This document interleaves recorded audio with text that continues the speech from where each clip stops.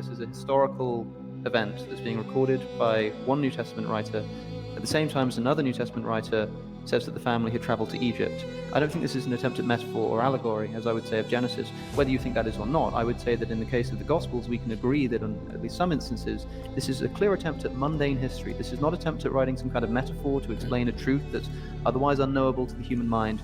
It's a very straightforward attempt to record what actually happened, and they contradict each other.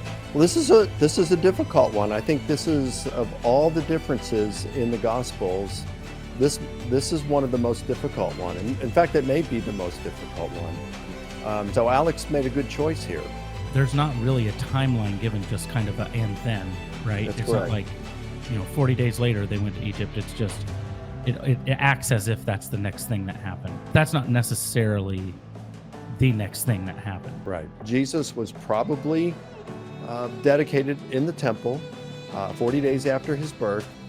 Then they went back to Bethlehem, and that's only about 30 miles. They go to Jerusalem, and then they go back to Bethlehem, and it's from there that Joseph gets warned by the angel to go to Egypt, and so they go. I think to cross the Egyptian border was probably another 100 miles around that. Luke, he wasn't concerned. He wasn't interested in the flight to Egypt in that time there, so he just skips that, has them settle in Nazareth. That'd be my guess of what's going on. So I don't think the accounts are easily harmonized.